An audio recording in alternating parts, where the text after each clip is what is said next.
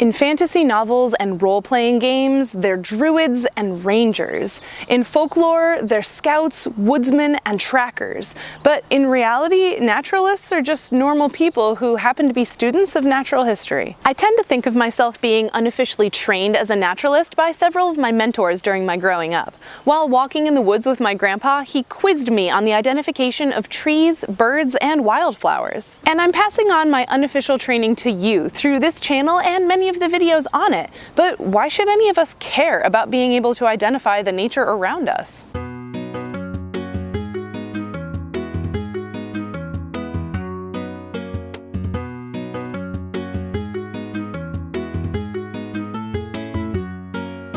In mid-April of 2018, residents of Manhattan, New York City were panicked to hear reports that the police were responding to a 911 call about a tiger wandering the streets. The fiasco lasted for only a day, with the end result being that the tiger had never existed, and all of the panic instead had been over a misidentified raccoon, which is dramatically less dangerous than a tiger. Could a little bit of nature knowledge have prevented the entire panic?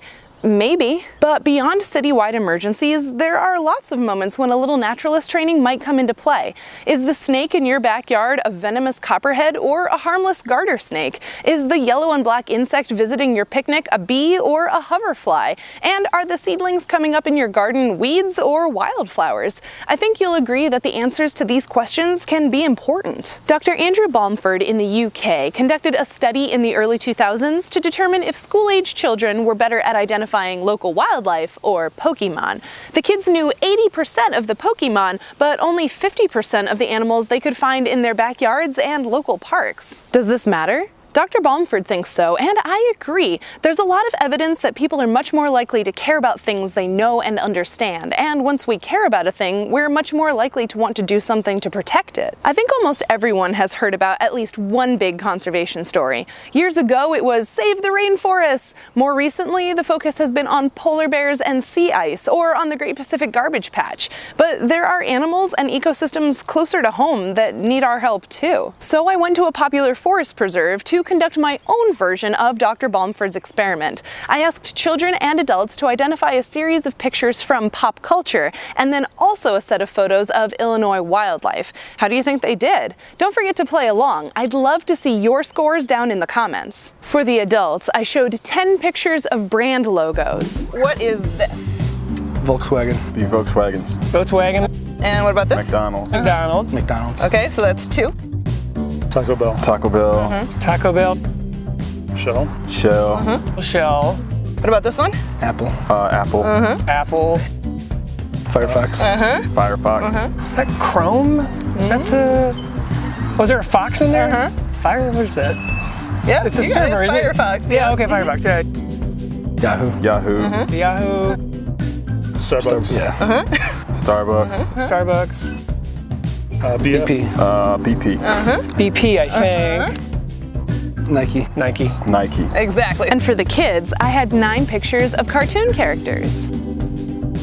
You don't know? Okay, so those are the Teletubbies. I don't know if they're still super popular or not. Teletubbies? Teletubbies. The Teletubbies? One of the Zootopia characters, I forgot the name. Officer Hops. Oh, Judy Hopps. And do you know who those are?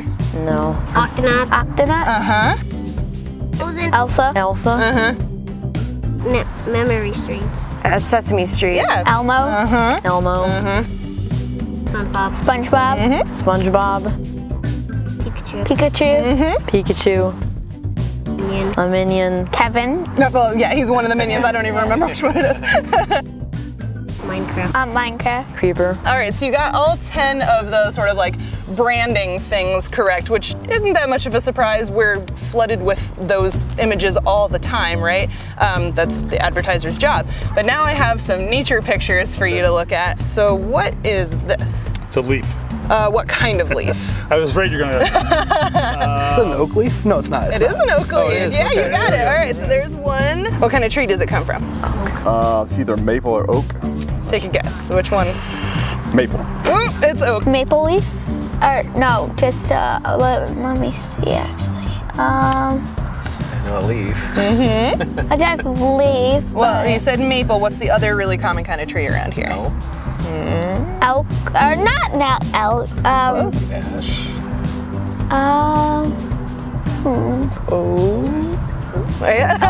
Mom's saying it off screen. Oak. Yep. That looks like an oak leaf. A leaf? What kind of leaf? I don't know. What about, what's this? A bunny. A rabbit. It's a rabbit. Rabbit. Rabbit. A rabbit? I don't think that's a native rabbit to Illinois, is it?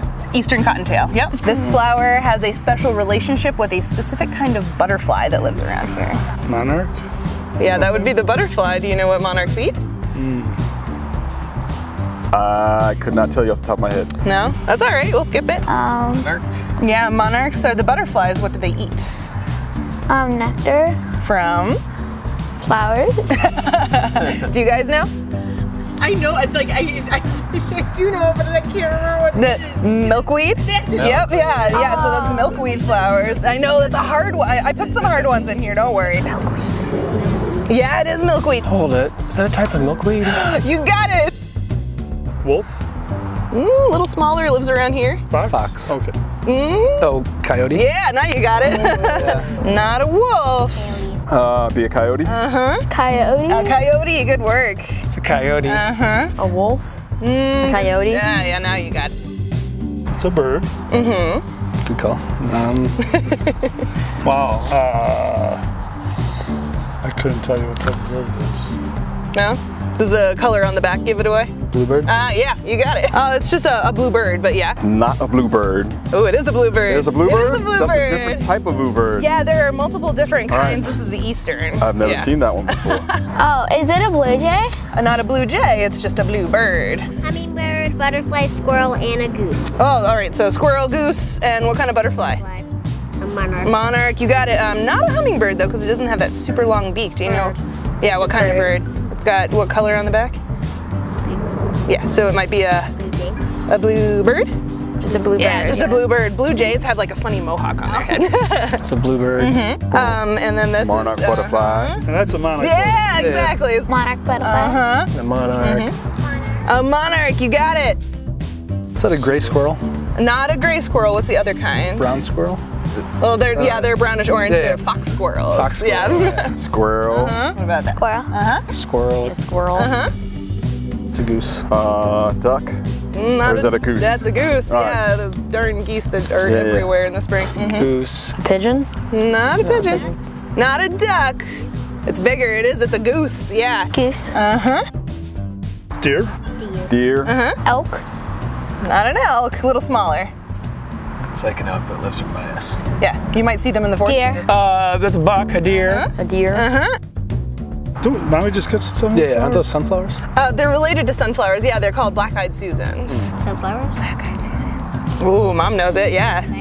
Black-eyed Susans. They are related to sunflowers, though. A sunflower? I was gonna choose sunflower too. So. Not much help. Yeah. Do you know? You got it. Yeah. Black-eyed Susan. Brown-eyed Susan. Yeah, you got it. Oh my goodness. Black-eyed Susan. Yes, you got it. That's a tough one. From Good Maryland, if I work. didn't know that, Oh, then there do you that. go. First of all, I want to thank all of my participants. You guys did a great job. However, I would like to remind everyone that my guests were probably a little above average when it comes to knowing the names of Illinois plants and animals, since I did meet them on a nature trail. So how did they do? For the pop culture pictures, on average, the adults scored 98% and the kids scored 92.5%. Like I said, this isn't all that surprising because we see these logos and characters almost every day on TV, billboards, and other forms of advertising. But when it came to native Illinois wildlife, things got a little harder. On average, the adults scored 96% and the kids, with some help from their families, scored 83%. And again, this group is probably above average when it comes to nature knowledge because I found them outside on a hiking trail. The other interesting thing about this quiz is that I wound up not asking people for the specific species names for the animals. Many people know that this is a deer and that this is a bird, but many fewer people know that this is a white-tailed deer and that this is an eastern bluebird. Does this lack of specificity mean that nature needs better advertising? Probably. One thing I did notice is that my participants seemed to consistently know the name of the monarch butterfly, probably because they've heard about its conservation status or learned about it in school. Imagine if we could have that sort of nature advertising for all of our local species. At this point, you might be wondering why knowing a specific species name is important. While being able to tell a blue bird from a blue jay may not seem important, sometimes the species makes all the difference. Imagine needing to know the difference between two look-alike species, like coral snakes and milk snakes. One of them makes a good pet, the other one's venom can kill you. Can you tell the difference? I'd also like to say that I don't fault anyone for not knowing the names of their local wildlife. It's a skill that isn't really valued by our modern society, so most people have no idea how important it can be. In other parts of the world or at other points in time, people have been much closer to nature. They may not have always had all their facts straight, but they did have a developed relationship and a sense of familiarity. However, I hope today I've inspired you to get a little closer to your local wildlife. Introduce yourself and make an effort to get to know their names as well. If you liked this video, don't forget to like it. If you didn't like this video, please share it with someone who would. And if you'd like to support the Roving Naturalist, remember to hit the subscribe button and the bell notification icon. Remember that my goal is 500 subscribers by the end of June. You can also follow me on Twitter, Facebook, and Instagram. Thanks for watching, and I'll see you next time.